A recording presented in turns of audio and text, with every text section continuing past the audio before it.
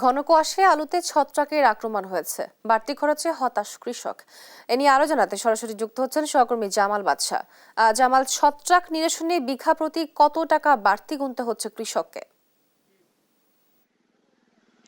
তো লালমনিরহাটে কিন্তু গত কয়েকদিনের ঘন কুয়াশার কারণে কৃষকরা যে আশা নিয়ে আলু চাষাবাদ করেছেন সে আশায় অনেকটাই গুড়েবালি পড়ছে। অর্থাৎ আলুর বাজার মূল্য কিন্তু অনেকাংশে কম। এছাড়া কিন্তু গত কয়েকদিনের যে ঘন কুয়াশা, এই ঘন কুয়াশার কারণে লেড ব্লাইট নামক যে ছত্রাক সহ নানা জাতের ছত্রাকের আক্রমণ হয়েছে এবং এই আক্রমণের কারণে প্রতি বিঘায় কিন্তু সপ্তাহে অন্তত ৩,০০০ টাকা করে ব্যয় বেড়েছে। সব মিলিয়ে কৃষকরা কিন্তু এই বাজারের দাম, বর্তমান পরিস্থিতি এবং ছত্রাকের আক্রমণে যে বাড়তি ব্যয় এ নিয়ে হতাশা ভুগছেন।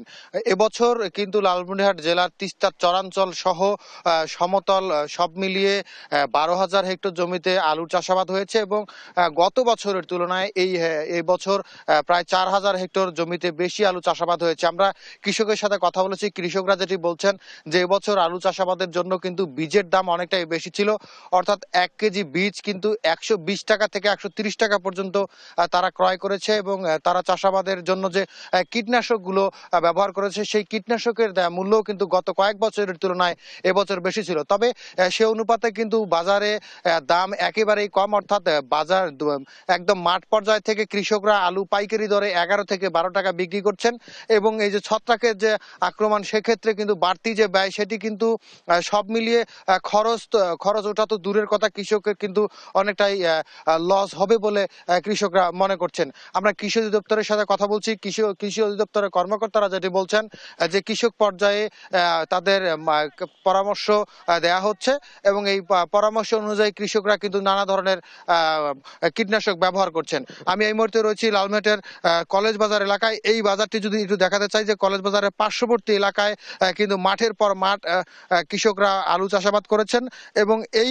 মাঠে কিন্তু অনেক ফসলের মাঠ আমরা ঘুরে দেখেছি যে লেড ব্লাইটের কারণে কিন্তু অনেকে আলুর ক্ষেত নষ্ট হয়ে গিয়েছে।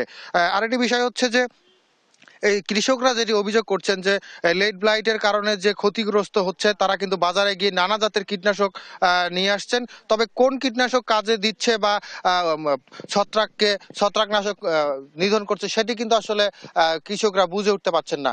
সব মিলিয়ে যদি বলতে চাই, গত কয়েকদিনের ঘন কুয়াশার কারণে লালমনিরহাটের কৃষকদের ঘাড়ে কিন্তু বাড়তি ব্যয় চেপেছে। আলুর বাজার মূল্য কিন্তু সেভাবে না পাওয়ায় কৃষকরা অনেকটাই হতাশ হয়েছেন। এই ছিল লালমনিরহাট থেকে সর্বশেষ খবর। তোয়া। আপনাকে ধন্যবাদ বাদশা। কুয়াশায় আলুতে ছত্রাকের আক্রমণ হয়েছে এবং বাড়তি খরচে হতাশ কৃষক, এ বিষয়ে বিস্তারিত জানাচ্ছিলেন আমাদের সহকর্মী জামাল বাদশা।